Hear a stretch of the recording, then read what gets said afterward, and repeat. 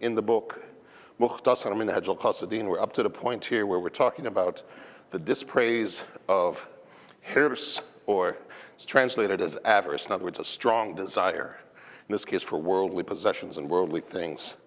And tama'a wa maddad qana'a, so it's the dispraise of having a strong desire to possess the world, and then also talking about the praiseworthy quality of being content with what it is that we've been given.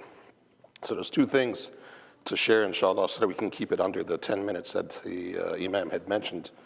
So the first is one of the statements of the Prophet that the author mentions here in regards to this subject, where Abdullah ibn Amr ibn al-As radiyallahu anhuma, may Allah be pleased with him and his father, is narrating Rasulullah sallallahu alayhi wa sallam قال قد أفلح من أسلم وَرَزَقَ كَفَافٍ وَقَنَعَهُ اللَّهُ بِمَا أَتَاهُ. So he's quoting the Prophet ﷺ as saying here that truly successful is the one who has submitted themselves in Islam, submitted themselves to Allah, and thereby we know find peace and safety and tranquility, and has been provided for with what is sufficient for him or her. And then lastly, and that they are satisfied with what Allah has given them. So you're given what's sufficient for you, and you're satisfied with what you've been given. And this is the context of the chapter itself, this is what it's talking about, etc. So understanding as well, when they're saying, رَزَقَهُ كَفَافٍ, supplied with what is sufficient for you, sufficient doesn't mean that you have to have the brand new car. Sufficient doesn't necessarily mean that you have to have the largest, best, and greatest house with all the latest bells and whistles. Sufficient means you have a roof over your head, you have food on the table, and you have a means of transportation.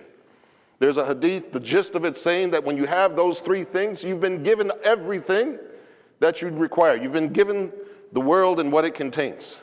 When you have that much, it's all you really need.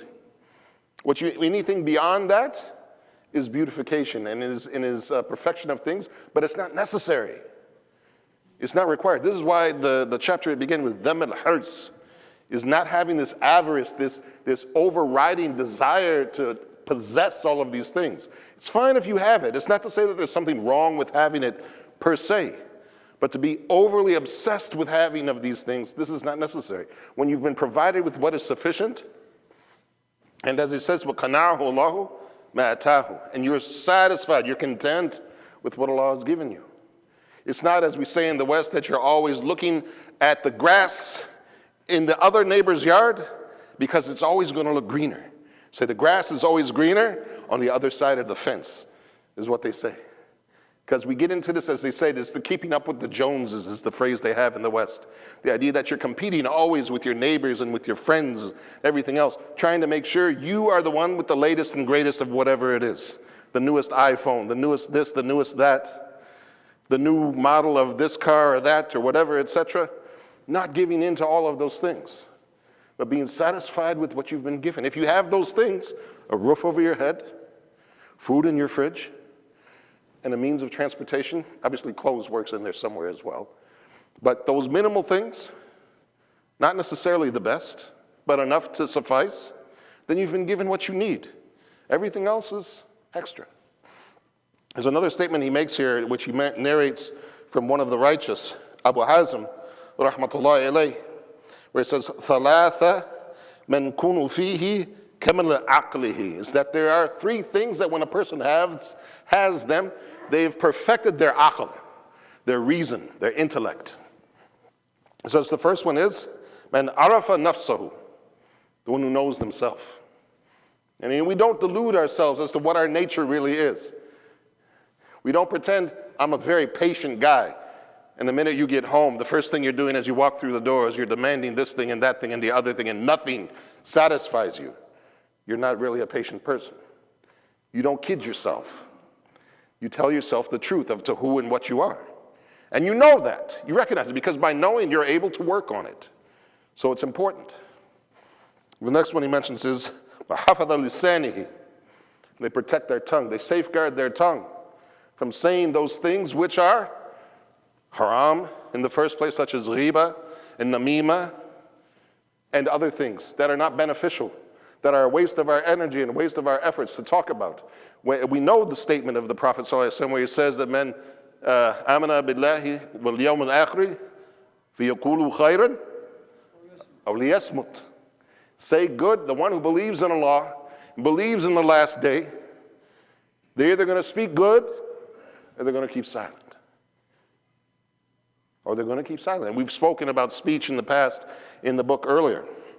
And then lastly, he mentions, وَقَنَعَ بِمَا رَزَقَهُ اللَّهُ عَزَّ وَجَلَّ. And he's satisfied with what Allah has given him. And so whatever you're given. Ironically, I just had a conversation with somebody who was asking for help. Hopefully, our immediate reaction when somebody asks us for help is we think, how can I help this person? What am I able to do for this particular person? What can I do? And you try and do whatever you can. But you have to, again, know yourself and know your limitations. What you can and cannot do, what you're comfortable doing and not doing for a particular individual who's oftentimes a stranger. But the help that was offered was rejected. And then when what was being offered wasn't to their liking, they became rude. And you look in the Quran, Allah talks about one of the signs of the true believers is that they do not ask for what they need in a rude or inappropriate way. They don't become demanding as if somehow you owe them something. They're a stranger to you. They have a need. You're willing to try and help, but when the help you can offer doesn't meet their expectation of what you're going to give them, they become rude, they become impolite, they become confrontational. That this is a sign of somebody, but it's this idea of being satisfied with what we have, to the point that we make do, we'd rather we maintain our dignity than to ask of others. And even begging is considered at least a mild prohibition, is that we should not be begging of others. We've spoken about this when we talked about brotherhood, and I'll close on this point. When you talk about brotherhood in the book here, which is about spiritual traveling, one of the important aspects of brotherhood, true brotherhood, is that the Muslims should be with one another sufficiently so that we get to know one another.